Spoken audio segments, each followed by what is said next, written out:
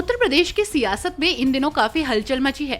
एक तरफ जहां योगी सरकार के मंत्री आशीष पटेल पर सिराथू विधायक पल्लवी पटेल ने तकनीकी शिक्षा विभाग में हुए कथित घोटालों और अनियमितताओं को लेकर गंभीर आरोप लगाए हैं।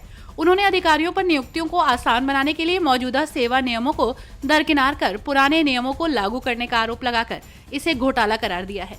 इतना ही नहीं, पल्लवी पटेल ने मामले की जांच और मंत्री पर एक्शन की मांग करते हुए बीते दिनों विधानसभा में धरने पर बैठ गई थी। इसके साथ ही उन्होंने प्रधानमंत्री नरेंद्र मोदी की भ्रष्टाचार के खिलाफ जीरो टॉलरेंस की नीति को लेकर भी सवाल खड़े किए। इसके बाद गुरुवार को आशीष पटेल और अनुप्रिया पटेल ने प्रेस कॉन्फ्रेंस करते हुए अपने ऊपर लगे आरोप पर सफाई दी। इस दौरान आशीष पटेल ने पल्लवी पटेल पर निशाना साधते हुए उन्हें धरना मास्टर बता दिया, जिस पर अब पल्लवी पटेल ने पलटवार किया और वो आशीष पटेल पर भयंकर फायर हो गई। उन्होंने कहा कि आशीष पटेल ने निर्लज्जता की पराकाष्ठा पार कर दी है। पिता की तस्वीर के नीचे उन्हीं की बेटी की बेइज्जती कर रहे हैं, दलाली कर रहे हैं। ये चोर उचक्का सरदार पटेल के पीछे जाकर छुपेगा, वहां से भी भगा दिया जाएगा। सरकारी पैसे की लूट हुई है। देखिए उन्होंने और क्या कुछ कहा। देखिए, निर्लज्जता की पराकाष्ठा है। एक पिता की तस्वीर के नीचे बेटी का अपमान, मेरे बाप के नाम को इस्तेमाल करके, मेरे बाप की जिंदगी भर की जो तपस्या थी उनके नाम की दलाली करके आज वो इस मुकाम तक पहुंचे।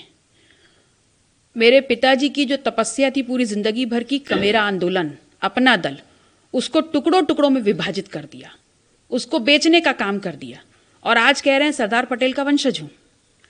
सरदार पटेल सच्चाई और ईमानदारी के आकाश के धूमकेतु हैं और ऐसे चोर और ऐसे उचक्के उनके नाम के भी पीछे छुप नहीं सकते। कहा सीबीआई जांच की बात कही कि मुख्यमंत्री चाहे मेरी सीबीआई जांच करा ले, मेरी पत्नी की भी संपत्ति की सीबीआई जांच करा ले, मुझे सिर्फ बदनाम करने की जा रही है। धरना मास्टर के पीछे कौन है ये सब लोग जानते हैं, उनका आरोप ये है। दूसरी बात, उन्होंने फिर उत्तर प्रदेश के सूचना विभाग पे भी आरोप लगाया कि इस तरह की मनगढ़ंत कहानियां रची जा रही है मीडिया के द्वारा जिसमें पैसा इन्वॉल्व है। तो क्या आपको कौन कंट्रोल कर रहा है, कहां से आपकी फंडिंग हो रही है? जो उनका आरोप है कि आप कंट्रोल करी जा रही हैं, बीन बजाया जा रहा है, खिलौना आप बन गई हैं। देखिए, इस बात का तो कोई क्लू कहीं से भी नहीं है कि मेरा कंट्रोल कौन कर रहा है, लेकिन ये जरूर कहूंगी कि नोएडा के स्क्रिप्ट राइटर जो उनके लिए स्क्रिप्ट लिख रहे हैं ना, उनकी बुद्धि पर मुझे दया आ रही है कि वो घोड़े की रेस में गधे पर दांव क्यों लगा रहे हैं। एक जो उनके बयान में एक चीज साफ जाहिर हुई, हम लोग आगे भी चर्चा करेंगे। केंद्र का उन्होंने समर्थन किया कि प्रधानमंत्री मोदी और गृह मंत्री अमित शाह के नेतृत्व में हमारा गठबंधन है, लेकिन उत्तर प्रदेश का जिक्र नहीं किया। उत्तर प्रदेश विधानसभा में आप प्रोटेस्ट करते हैं तो उत्तर प्रदेश के कैबिनेट मिनिस्टर को वो गलत तरीके से संबोधित करते हैं कि वो कैसे रात में पहुंचे और वहां पे एसटीएफ का पूरा इन्वॉल्वमेंट है, एसटीएफ मुझे मारना चाहती है, मेरे खिलाफ षड्यंत्र रच रही है। देखिए, अगर वो स्वतः बोल रहे हैं कि उनके नेता माननीय मोदी जी हैं, तो माननीय मोदी जी तो स्वयं भी कहते हैं ना कि भ्रष्टाचार के खिलाफ जीरो टॉलरेंस की नीति है। तो ये जो भ्रष्टाचार मैंने उजागर किया है, ये क्या उनके जीरो टॉलरेंस पर काला धब्बा नहीं है? तो जांच के आदेश देना माननीय मोदी जी। उन्होंने कहा कि भाई डीपीसी बनाई गई थी, अब वो सही है या गलत है ये तो सूचना विभाग का एम्बिट है, वो बताए। हमारी तरफ से तो सारी चीजें क्लियर हैं। अच्छा, वो ये कहना चाह रहे हैं कि वो इतने अबोध हैं कि किसी ने हाथ पकड़ के वो डॉक्यूमेंट पे उनके दस्तखत करा लिए, जबरन उनको सही गलत को सही करने को कह दिया। अगर इतने अबोध हैं तो फिर तो श्योर तरीके से जांच होनी चाहिए और जांच हो तो जिस हाथ ने गलत किया है उस हाथ को काट देना चाहिए। ये बातें आपने कही, उसके बाद कंट्रोलिंग की बात कही और एक और बात उन्होंने जो कही कि पल्लवी पटेल इस तरह के रास्ते से बीजेपी में शामिल होना चाहती हैं और ये जो अगर उनको करना है तो प्रधानमंत्री के नेतृत्व को एक्सेप्ट करें और उसके साथ वो जिस पार्टी के साथ पहले उन्होंने विलय किया, जिस गठबंधन में वो शामिल थी, वहां उन्होंने छेद नहीं बल्कि ड्रिल किया। तो समाजवादी अलायंस को बताया कि आपने ड्रिल कर दिया उसमें। देखिए, ऐसा मैं कोई रास्ता कहीं नहीं बना रही। मैं अखिलेश जी के विपक्ष में बहुत खुश हूं और संतुष्ट हूं। लेकिन वहां तो बता रहे हैं कि आपने छेद नहीं बल्कि उस थाली में ड्रिल कर दिया है। वर्तमान परिस्थितियों में प्राविधिक शिक्षा विभाग में घोटाला हुआ है, चोरी हुई है, सरकारी पैसे को लूटा गया है, योग्य जो टीचर्स हो सकते थे उनके अवसरों की सौदेबाजी हुई है। यही सत्य है। इसके अलावा जो भी बातें इधर उधर से लाई जा रही हैं वो तमाम निराधार हैं और बकवास हैं।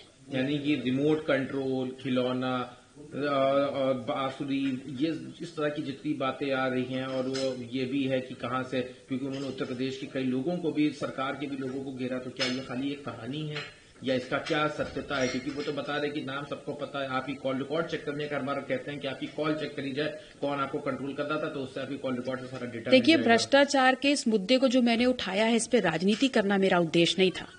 मैं सिर्फ इतना चाहती थी कि जो 3000 जो टीचर्स जो अपनी योग्यता, जिन्होंने परिश्रम किया है और योग्यता के आधार पर उन जगहों पर रिक्रूट हो सकते थे, उनके अवसरों की सौदेबाजी हुई है। इसलिए मेरी मांग थी कि आप वो जो आपने लिस्ट डिक्लेयर की है उसको with immediate effect null and void करिए, और जो योग्य लोग हैं उनका एडवर्टीजमेंट देकर के उनका प्लेसमेंट सुनिश्चित करिए।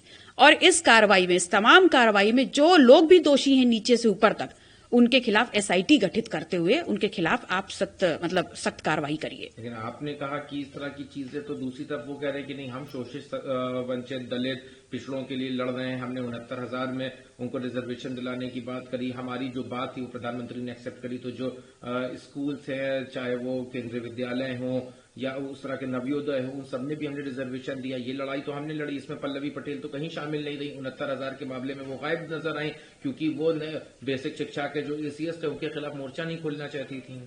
देखिए, मैंने आपसे पहले भी कहा कि तमाम बातें जो इस घोटाले से इतर उठाई जा रही हैं, वो तमाम प्रेजेंट कंडीशंस में प्योर बकवास है।